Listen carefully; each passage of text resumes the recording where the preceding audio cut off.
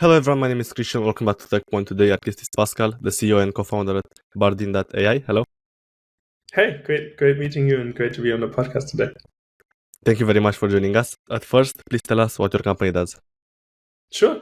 So at Bardeen, we focus on automating and eliminating all those repetitive tasks that we all do every day. So I'm sure you're familiar with this picture of having like hundreds of tabs open in your browser, and you end up being kind of the one copy pasting data between different tabs and services as you do your normal day-to-day work.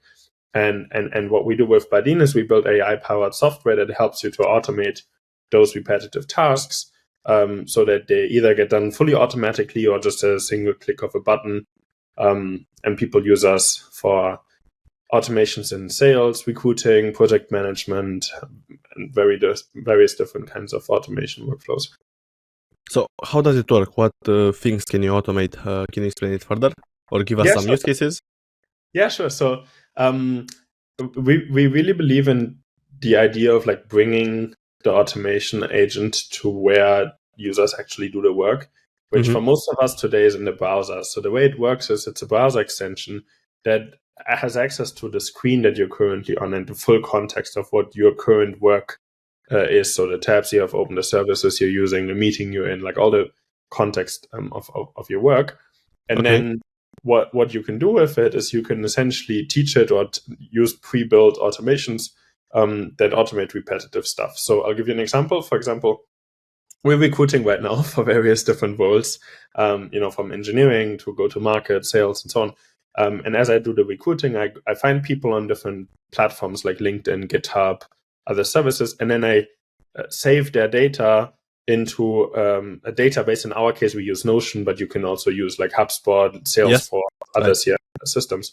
And then I want to write a customized outreach email to that person based on the information on their profile. So it's tailored, like what the current role is from LinkedIn or what repositories. Exactly. Yeah. And obviously the context that I'm recruiting for, so the role and a bit about the company. So previously I had to do that like manually, copy paste data around. It takes me like 5-10 minutes every time I do it for each individual candidate. And to find someone really good, you need to sometimes reach out to tens, if not hundreds of people. So it's a very, very time consuming task. And today with Bardeen, the way, for example, I use it for this recruiting workflow is I just click the button when I'm on a profile that I like. I still make the decision. I still, decide that like, hey, Christian is someone I think is interesting. I should reach out to him. And then I click the button and all the rest of the work, so the copy pasting of the data into the database, writing of the outreach email and so on, is taken care of in the background. So you can kind of imagine it as like giving you automation superpowers right into your browser. So. Oh, that seems amazing. I'll need to give it a try. But please tell us what are the top 3 features of the product? Yeah, so what people love the most about Bardeen is like number one is like super intuitive to use. So you can describe any workflow in natural language, the way that you would describe it to your assistant or your team members. And we then take this intent of the description and build the automation for you, other than in normal no-code builders, automation builders, where you have complex builder interfaces, and it's actually fairly technical to build automations these days. With Bardeen, it's just like you describe it in natural language, and we take care of it for you. That's number one. Number two is that it works right where you are. You don't have to like context switch. You don't have to open another like browser tab to run the automation, but it's just like embedded into your workflow, super easy to access, saves you a lot of time. And then there's actually some really exciting stuff that we launched literally yesterday around like AI actions, which allows you to do, very complicated workflows, again, with a click of a button. So things like writing a full report based on some research topics, or writing customized outreach emails for sales or recruiting that understand the context and that use, language models today to power those automations. So there's a lot of like really powerful kind of building blocks, if you will, that you can plug into your automations on top of the existing, interactions with the website you're on or API integrations that we support. That's amazing. I love it. How about the pricing? How does it work? It seems amazing. Yeah, but we're a product-led growth company, so you can get started for free. It's a Chrome extension. You can download it for free, and then we give you 2 weeks of free trial for all the pro features. So some of the obviously more complicated tasks like AI actions and so on, the pro features, but we give you 2 weeks for free. And then even beyond the 2 weeks of trial, you can use unlimited automations, unlimited different workflow automations, as long as they don't include pro features forever for free. So we want to make it super accessible to everyone out there. And then in terms of like the pro features, the plans start at like $10 a month, and then it goes up with usage. So that's very affordable. And our mission is really to bring automation to everyone, make it super accessible. So that's throughout like usability, the integrations we support, but obviously also pricing is part of it. Talking about the integrations, I saw that you're really big on that. So I'm curious to know, why is it so important, and what are the most used software that you integrate with?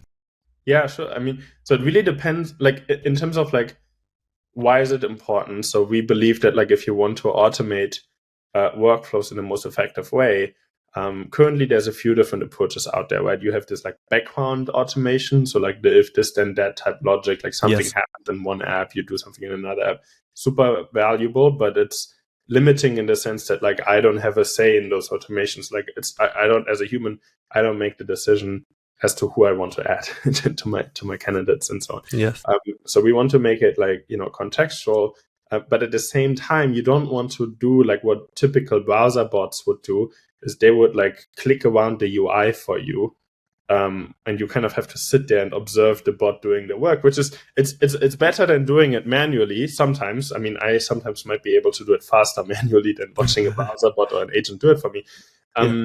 But it's still not really solving the problem, because I still have to like watch there and can't do anything else on my computer. So doing it with integrations, we kind of get the best of both worlds. We're embedded in the context, and we have access to like the browser as an ecosystem and can do things in there. But we strictly prefer doing it through APIs because it's much faster, more reliable. You don't have to wait for the bot to click around and do it. It just happens in the background. So that's why they're really important part of our platform stack. And then the integrations in terms of usage. So we see a typical usage pattern. Like there's obviously a lot of like databases people use. So that's like from Google Sheets to Notion, Airtable, or like more sophisticated, databases like CRM systems, HubSpot, Salesforce, Affinity, those types of systems. That's like a really strong integration. There's a lot of stuff people do around communication. So again, we talked about like outreach to candidates. So that's an email integration. We have like Outlook and Gmail and more coming. You have things like Slack. You have things like WhatsApp, Telegram, kind of for communication and messaging. And then there's the obvious stuff around, like, people have a lot of meetings these days. So like integrations with your calendar, knowing like, sending follow-up notes from there, super important part of the stack.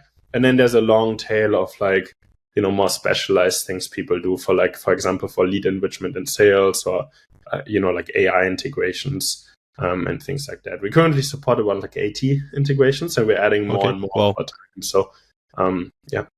Congratulations. And I have to ask, how competitive is your space, or is it? Are you the first company to solve this problem that way, or how do you see the market?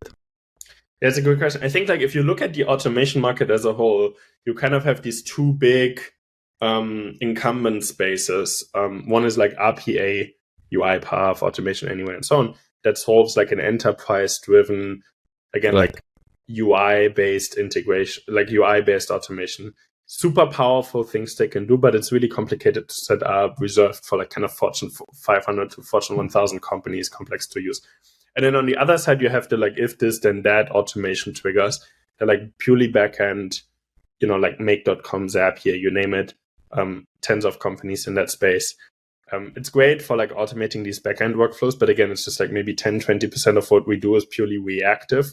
What we focus on is this proactive part where like I make a decision, and then there's this tail of stuff that I need to do. And in that space, is really not that much. There's this very recent notion of like AI agents that has kind of started happening ever since launch of ChatGPT and like more powerful GPT models like GPT-4 and so on. Where people are trying to use these like fully autonomous AI agents to do tasks for them. It's a very nascent field, and there's a lot of like drawbacks with them. They hallucinate, they're not super fast, they're not super stable. You give the same input, they give you two different outputs every time you try it. And they're like very, very young companies. Like most of them don't even have a product on the market. But we take kind of like part of the best of that ideas and approaches and bring it all together into this like easy to use platform. So we're trying to establish this new category of like proactive or active automation, where we really haven't seen many other players in that space. I think that's brilliant, and I want to hear the company story. And when exactly did you start it? How did you come up with the idea? Yeah, so we kind of like scratched our own itch, you know. So like my co-founder was running a team at a large organization, and I also had like an engineering research team at Telefonica that I ran. And we had like really cool roles, but and on paper it sounds amazing, but then you find yourself like doing all this like super annoying repetitive work. Like I spent at least 20, maybe 30% of my time doing like literally just like copy pasting things from browser tab to browser tab, like that we just talked about. So, and then we looked out for like existing solutions, again, UiPath, Zapier, you name it, to like solve that problem for us, and none of them quite cut it. So we hacked individually our own browser extensions together. He called his product Mini-Me and I called mine Me.ai. And we pitched it to a common friend who then put us in touch. We knew each other before, but like, we kind of like really started working and thinking about this. A few months later, we decided to start a company, and we built this platform to allow everyone to like build their own automations in an easy way. That's amazing. Wow. And how big is the team right now? We are now just over 30 people. We try to keep it lean. We automate a lot internally ourselves. It's a game. Practice as you preach, exactly. So we try to like keep it lean and mean and try to really like be one of the most efficient companies out there. I'm happy for you. Have you raised any funding? Yes, we most recently raised our Series A round from Insight, big venture fund. And then we've announced a few kind of strategic partnerships now with HubSpot and a few more that are coming. And the idea really is to like, bring automation to everyone. I think a good way to do that is through partnerships. So there's probably more coming there, but yeah. Amazing. How about the product market fit? Are you confident that you found it? I think, look, it's an exciting space in the sense that there's many different problems you can solve with a platform that automates tasks. There are some areas where we have really strong resonance, again, like in sales, recruiting, project management, research type verticals. And the interesting thing is we have this like long tail of stuff that people can build on the platform that we couldn't even think about. Like every now and then on our support channels, I see people asking questions about things that like we didn't even come up with in terms of like automating it. So I think it's a very exciting space, and there's a very interesting definition of product market fit as to, like you kind of have to go vertical by vertical. Yeah. In some verticals, I think we have confidence that we're getting there. And then like overall, it's a very exciting problem to solve. So yeah, I would say yes, but there's still a lot more work to do as we expand. What was your biggest challenge in starting the company? Oh my god. So many. I think or top 3, some lessons learned, mistakes that you want to share. I will ask an open-ended question so you can answer it. Yeah, so I think it's like the hardest decisions to always make is like, around hiring, like building the team. I'm super proud of the team we've built, working with, a lot of people that I would consider friends at this point. And pretty much everyone in the team is like way smarter than me, or I would say my co-founder. And that's something I'm really proud of. But there's obviously a lot of, learnings that go into that. You bring people on board, doesn't work out, and so on.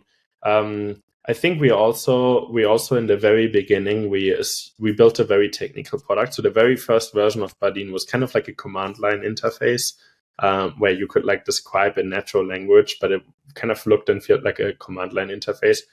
So it was like developers thought it was really cool, but like general audience, like, salespeople and so on, they struggle with it a lot more. So that's something that I think we learned is to really like, if you're trying to do something that is usable by a certain audience, make sure that like the technical complexity level matches that.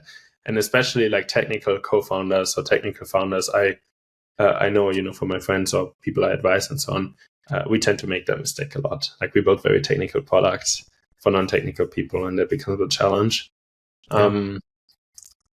I don't know what else. I mean, there's so many things. But yeah. It's okay. My next question would be, how did you find your first customers? And what is the best go-to-market strategy that works for you today? Yeah, it's a great question. So I would say we were our own first customers. Again, like we kind of automated our own workflows in the very beginning, which I think is always good if you're the one using your own product. Like it's a very fast feedback cycle. Like you build it, you test it, you see what's wrong. Okay. And then after that, we kind of expanded to, like typical, we recruited friends. Obviously, we all have friends who work in, highly demanding jobs with very repetitive tasks. So we hopped on Zoom calls with, I would say, a few hundred people in the first year of the company, where we just on Zoom saw people struggle with the product. I tried to figure out how to make it better. And week over week, we shipped a new version of the product every week. So week over week, it became better and we got closer to the goal. And we did that for a good year and a half in the very beginning. We still do it. We now obviously do it at a different scale, and we let people onboard themselves. Also, in the very beginning, it was you had to kind of apply it to be onboarded, and we only onboarded you, individually to really maximize the learning for us and the product velocity. Then we opened it up to everyone. Now we have over 250,000 people. We obviously haven't onboarded all 250,000 ourselves, but a good chunk of them we've talked to. So I think that's still something that works really well for us. And in terms of top of funnel, go-to-market strategy, one thing we really focus on is content and SEO. As previously mentioned, we have a very large surface of things we can automate. So for each one of those, we have a landing page, and we have copywriting and so on. That the idea is that we match search intent from Google, for example, or other search engines. We match search intent to the right automation. And then that kind of gets us the foot in the door with a user. Say you're looking to automate your whatever, Notion to Zoom, or Zoom to Notion, I think is more useful, automation tasks. Then you will find a Bardeen landing page somewhere in the first 1, 2, 3 pages of Google search results. And then that's kind of our foot in the door. And then from there we're working on the best possible product onboarding that then tries to match the right user with the right automations. And we try to figure out what apps are you using, what are your repetitive workflows, and try to be proactive about it.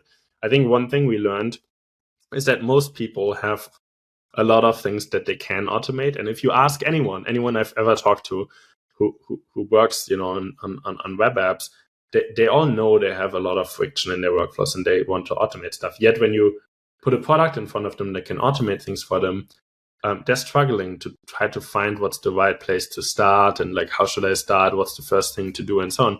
So I think one important part there that we're solving for is really to identify the right thing for the right user in the right context, to kind of really close that automation loop. Right? It's one thing to be able to run automations. Many people have solved this. The other thing is make it easy for people to build automations or find automations. That's a much more tricky thing. I don't think many people have solved this. And then the third thing that's really kind of fully closing the loop for the customer lifecycle is really try to match the right person in the right context with the right thing to automate for. And that's a really I think still a largely unsolved problem in the market, and we really heavily invest in that. So that's kind of our strategy in terms of go-to-market, get a foot in the door with search intent and then expand from there. Thank you for sharing. I appreciate it. What is the vision for the future of the company? Yeah, it's a great question. So really our vision is to bring automation superpowers to everyone. So that means a few things, right? We talked about this before. It means making it easy and accessible for everyone, every knowledge worker out there, everyone who's actually doing the work should be able to free themselves from boring and repetitive tasks.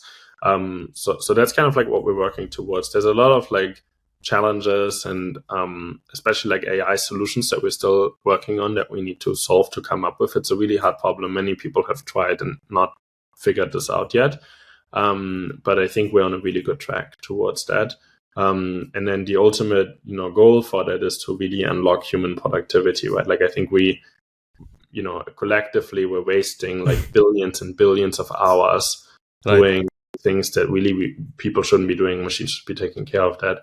And we think that as we start, removing that friction from our workflows and freeing people from doing that, like there's so many more creative things and so much more progress things in various different areas that people can make just by removing that friction. So that's really kind of like what we see here as a value, and there's a problem in society. And it's kind of actually a funny situation, because if you look at the last 10 years in software, we kind of went through this big unbundling, like everything that you can imagine now, every workflow, now there's like 10 apps for that. So it kind of put us as the users into this weird situation where we are almost the routers between our different services that we're using. And that's not the promise of productivity software, right? The promise of productivity software should be to help make our lives easier. Yet what happened over the last years is we got more and more products and more apps that were solving each one of like highly specialized problems that then put us in a situation where we have to have like 50 tabs open with 50 different apps to like really solve for our workflow. And I don't think that's like the right situation to be in. So we want to bring it kind of back together, where you have like a few handful of apps, you really focus on the things that matter, and all the like gluing and repetitive work in between is taken care of for you. I appreciate the honesty. Thank you. And I think it's a great vision. I am rooting for you. Now we are at the last part of the podcast. So I want to hear your story, how you started your career, and if you have any advice for starting founders. I'm not sure if this is your first company, but I'm pretty sure that you can give some good advice. Yeah, sure. So my background is computer vision. Started kind of like, as a self-taught engineer. I built my first startup company in the agriculture space. Was a very interesting, kind of very technical product focus. We really didn't figure out go-to-market. That was the big first learning. It's like just building something cool. That's only a small part of like actually building a company. You have to also build a team and a go-to-market. Figure out a way to like get users to your product and get them to pay for it and so on. And then I ran a team at a company called Telefonica. They were investing into long-term high-impact innovation. So we kind of built this like moonshot lab, kind of modeled after Google X. And that was a really exciting time, really exciting job. But again, we kind of identified this problem of like so much repetitive stuff that we were doing. And that's really where the idea for Bardeen came from. And then in between worked with a few other kind of startups and projects and so on. But yeah, and I think in terms of advice, I don't know, so many things, but I think the first thing I would start with is like find something that you're really passionate about, that's really like exciting to you. For me personally, that's kind of like working towards AGI. I think there's a huge, in the last 10 years or so since I've kind of been working on this field, there's been an insane amount of progress. And like, 10 years ago, everyone was laughing at you when you said that. But now, I think people are kind of confident that we're getting there shortly. And then the question becomes like, okay, if you build these like powerful foundation models that can figure things out, how do you put them to good use? How do you make sure that they actually have the right impact on people's lives? And I think like one of the big impacts that commoditizing intelligence or building AGI should have is to free us from all the boring shit that we don't want to take care of, right? So like that's kind of the reason we're working on this this product. And I think any new or aspiring founder should think about like the big picture. Like, what Absolutely. do you think is true about the world in a few years? Not necessarily today, but like what's true about the world, in the near future or midterm future? And like, what role do you want to play in that? Like, what's the impact you want to have with that? And then kind of derive your decisions and what you want to work on based on that. Super valuable. I have one last question before we close. What's your favorite software product that you use, but apart from Bardeen? My favorite product I use. I have to say, I think the most exciting thing are the large language model, the foundation models that have come out recently. So, and then different usage modalities, right? Whether that's like in ChatGPT or we use it a lot in our internal products, or I'm a big fan of like the new browsing experiences. So company like U.com or Perplexity that really, kind of changed the search game. I think that's a very exciting thing. So, and then obviously any kind of like automation productivity software. I'm like a nerd about that, but yeah. Thank you so much. Is there anything else that you want to mention today on the podcast? No, thank you so much for having me. Would love to hear feedback and thoughts from the audience. If anyone has a burning automation need, please feel free to like reach out to our support team. Again, Bardeen's free to start, so please head over to bardeen.ai and download it, give it a try. Let us know if you have any thoughts and feedback. I'm always keen to learn from people. Thank you so much. Thank you so much, Pascal. You did fantastic. Awesome. Thanks, man.